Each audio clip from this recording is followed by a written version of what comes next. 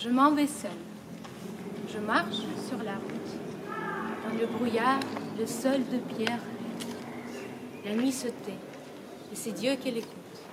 L'étoile parle à l'étoile, sans bruit. C'est dans les cieux, la solennelle fête. La terre dort, dans un halo bleuté. Pourtant je souffre, et mon âme est défaite. Que puis-je donc attendre ou regretter? Moi qui n'attends plus rien de l'existence.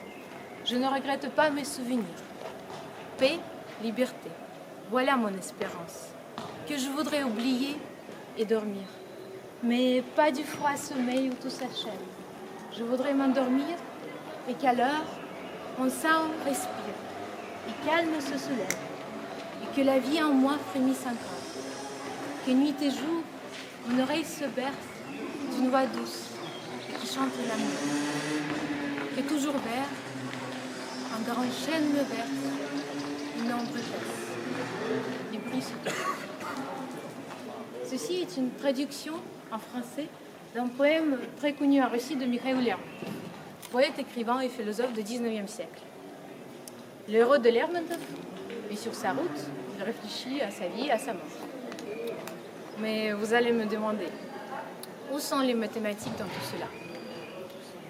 Eh bien, les mathématiques, ils sont, comme elles sont partout, si on les cherche. Un jour, je me promenais avec mon grand-père dans une forêt.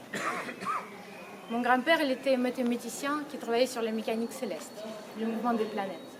Il me disait, si on est attentif, si on regarde, les miracles vont nous arriver. Sont déjà là en fait. Il suffit de les découvrir. Les petites mouches dans l'air, un nid d'oiseaux, la poussière, le soleil qui traverse les arbres, le pigeon qui se met sur une colonne, ou une idée mathématique. Regardez, le héros de Lermontov, c'est un petit point dans ce grand monde. Il marche sur une route qu'on représente par une droite. Une droite, c'est ce qu'on appelle en mathématiques un espace à une dimension. Une dimension, c'est pas beaucoup. Il n'y a pas beaucoup de place dans cet espace. On peut juste avancer ou reculer avec une certaine vitesse. On est bien serré. C'est comme, par exemple, quand vous êtes dans une queue au supermarché, vous avez une coordonnée, un nombre qui définit votre position dans cet espace, le nombre de gens avant vous dans la queue. Une coordonnée. De se retrouver dans un espace à une dimension, c'est très ennuyeux. C'est peut-être pour ça qu'on sort des portables dans les queues du supermarché, pour retrouver un peu plus de dimension dans nos vies. Le héros de Lermontov continue sa route. Je m'en vais seul, je marche sur la route. Dans le brouillard, le sol de pierre luit. Il observe le monde autour de lui. Il cherche la dimension. Le sol, il est là. Il est froid, il fait nuit, mais il a la lune qui éclaire le sol. Ce sol magnifique et luisant. De dimension 2.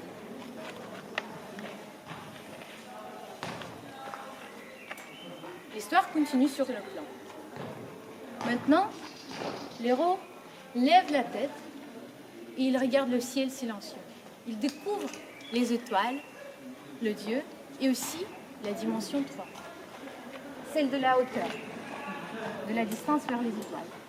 Donc on a X, la coordonnée sur la route, Y, une deuxième coordonnée sur le sol, et Z, la hauteur, vers le soleil, vers les étoiles, vers le Dieu.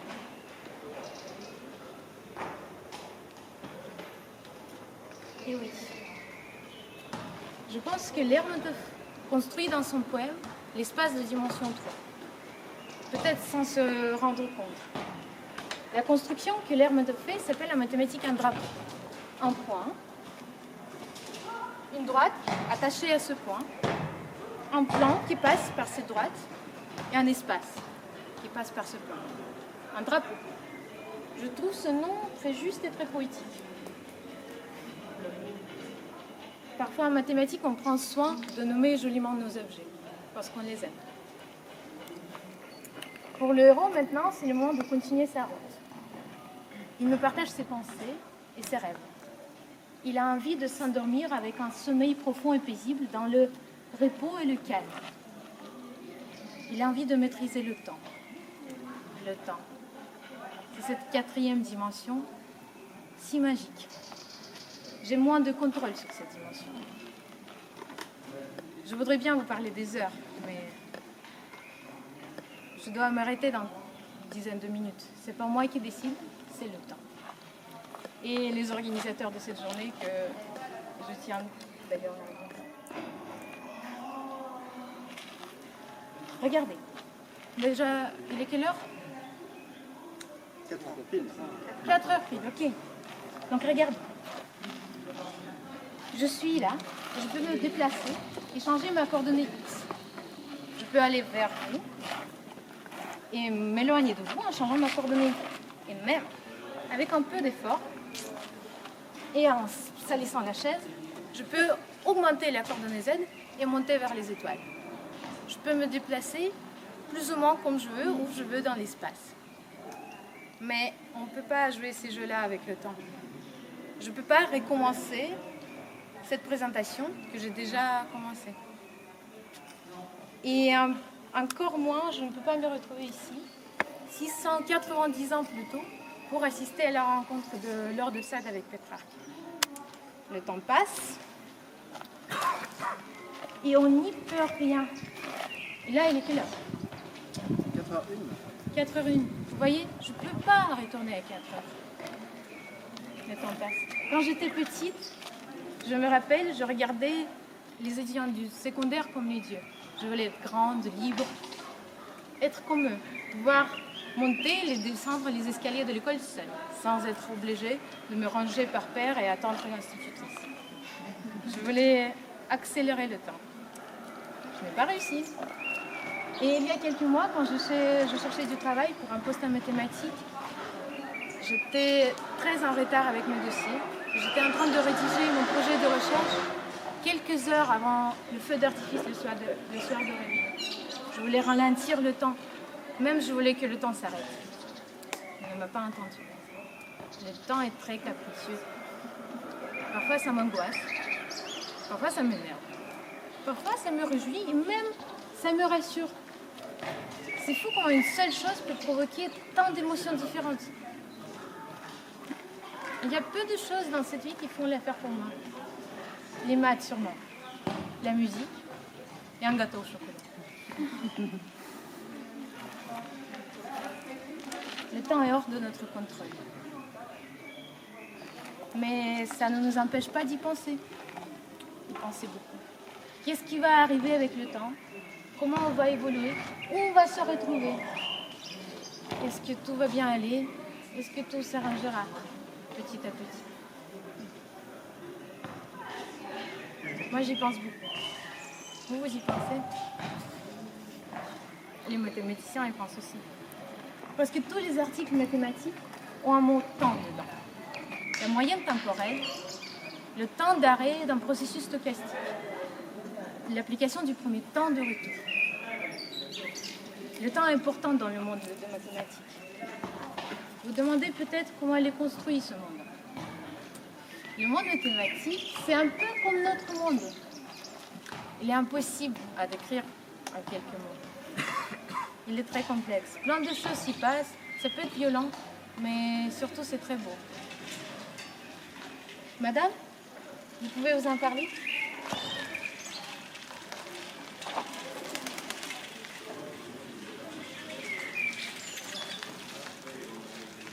Merci ma fille. C'est très gentil.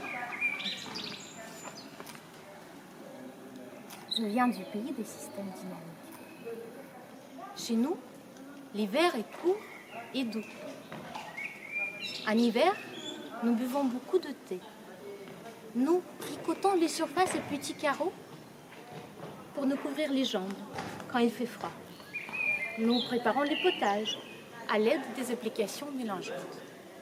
L'hiver, c'est le temps de discuter, de collaborer, d'échanger.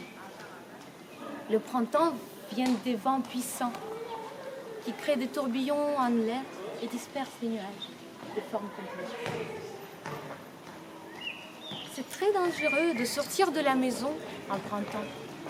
Les vents sont si forts qu'ils nous attirent vers ces tourbillons dans l'air, vers ces attracteurs hyperboliques.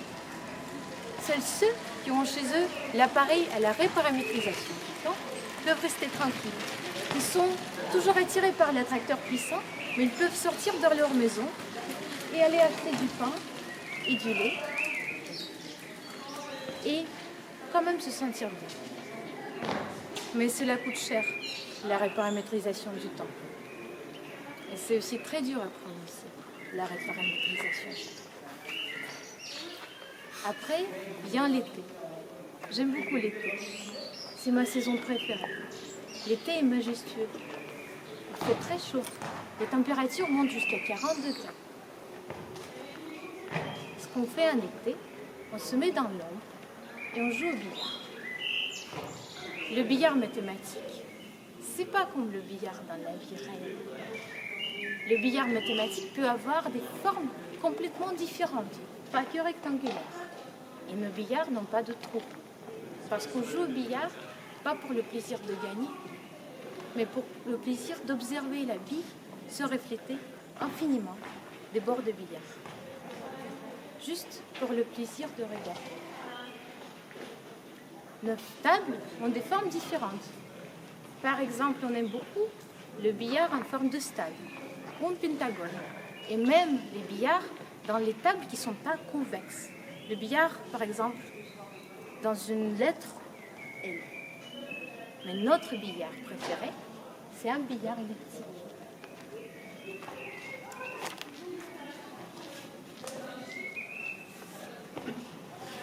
Le dessin de l'ellipse est même sur le drapeau de notre pays, avec ses caustiques, les hyperboles et les ellipses confocales. C'est magnifique. Le billard elliptique possède les propriétés magiques. Oh, vous voyez?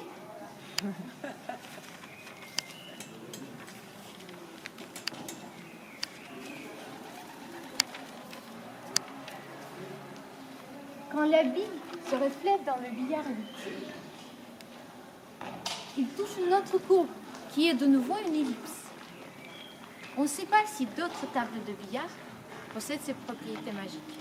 Notre camarade, Georges David Bergoff, a prédit que l'ellipse est la seule et unique forme qui possède ces propriétés magiques. On ne sait toujours pas si c'est vrai ou si c'est faux. C'est ce qu'on appelle en mathématiques une question ouverte. Une porte ouverte derrière laquelle on ne sait pas ce qui se trouve. Ça peut paraître paradoxal, une porte ouverte derrière laquelle on ne sait pas ce qui se trouve. Mais si, ça peut arriver. Et ça fait très peur, parce qu'on ne sait pas quelle est la réponse. Oui, on a peur des portes ouvertes. Mais il y a les courageux, ceux qui y rentrent, et même parfois qui reviennent et qui referment la porte. Ce moment, c'est une grande fête internationale dans tout le monde mathématique. Les héros qui reviennent obtiennent des prix, des distinctions, des médailles. C'est un moment de grande gloire. Ah oui, l'été. En été, il fait très chaud. Et si on ne joue pas au billard, alors on va nager dans les rivières. On suit les flots.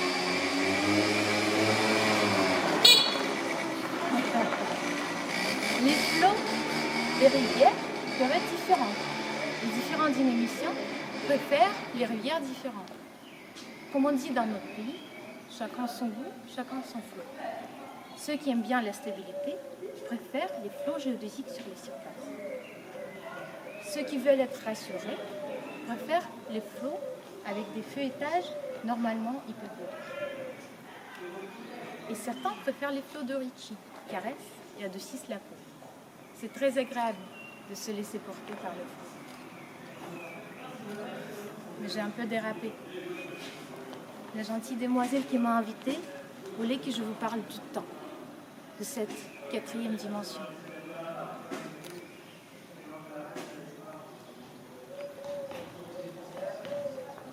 Le temps important dans le monde mathématique.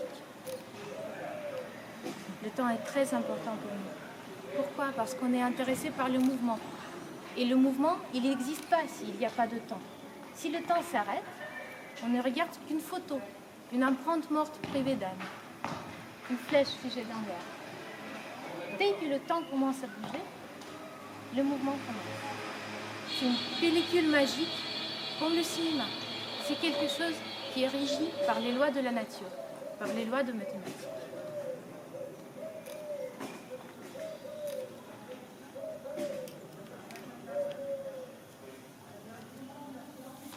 Cher jeune homme, j'ai oublié ce que je voulais dire. Est-ce que vous pouvez regarder ça?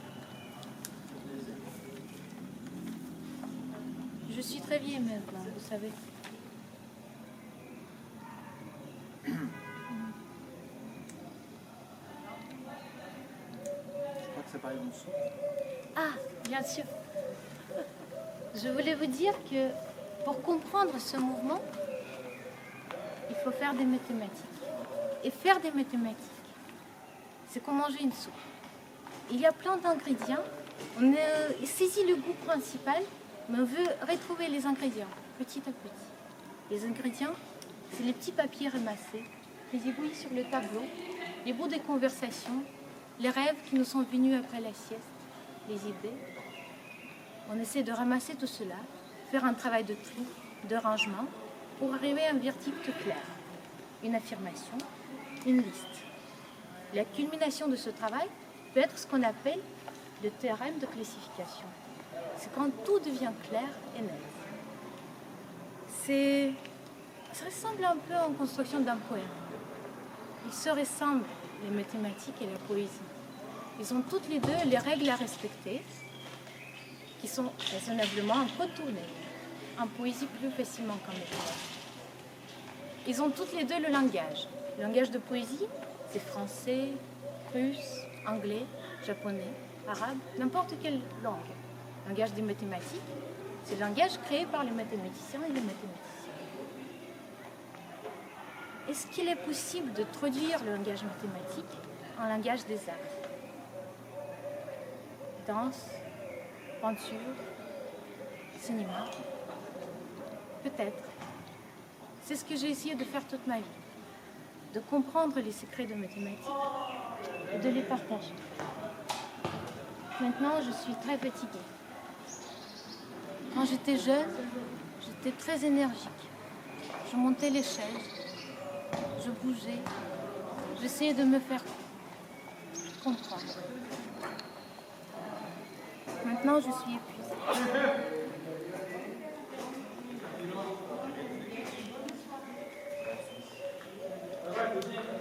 Je pense qu'après cet été,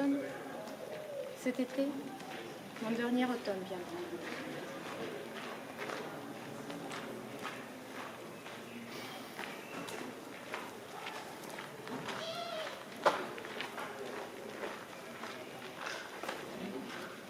Ah, je me demande si j'étais naïve de me dire qu'on peut traduire le langage des mathématiques en langage des arts. Peut-être. Si on pouvait remonter le temps. Mais je pense que même si on pouvait, j'aurais tout fait pareil. Je serais montée sur cette chaise. Et je vous aurais dit...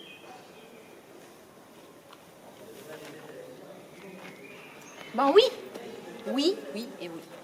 On peut traduire les mathématiques en langage du cinéma, d'art, de poésie, de tout ce que vous voulez, dans n'importe quel langage artistique et humain.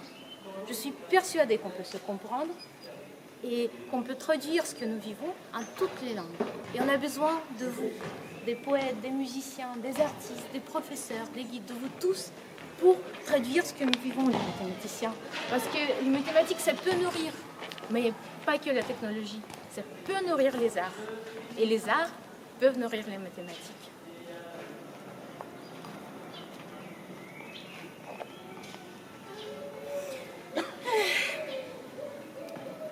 Que j'étais naïve. J'espérais de partager avec tout le monde ce sentiment d'harmonie que mathématiques me donnait. Je voulais que tout le monde puisse comprendre par les mathématiques que toute chose est liée. Il y a les liens de causalité partout.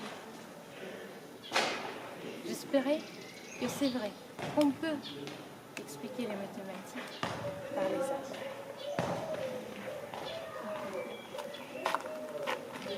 Et qu'est-ce que tu penses maintenant?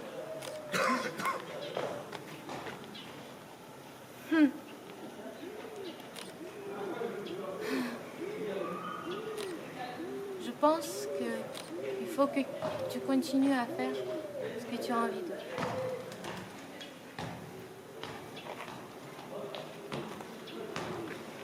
J'espère que vous allez donner une chance aux mathématiques, que vous allez vous y intéresser un tout petit peu pour y retrouver les idées qui vous sont proches, qui vous touchent. Et peut-être vous allez même trouver les idées que vous avez déjà eues vous-même. C'est par exemple quand vous écoutez un poème en langue étrangère et vous avez l'impression de comprendre de quoi il parle.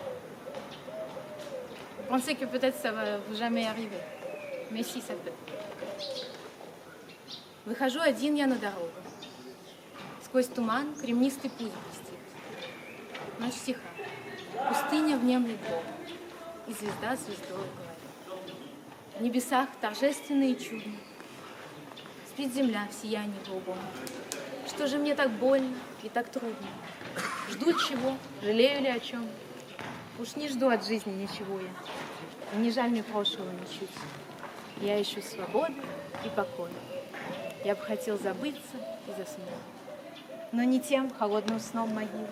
Я бы хотел навеки так заснуть, чтоб в груди дышали жизни силы, чтоб дыша вздымалась тихо грудь. День и ночь, чтобы сон лилей, про любовь несладкий голос пел.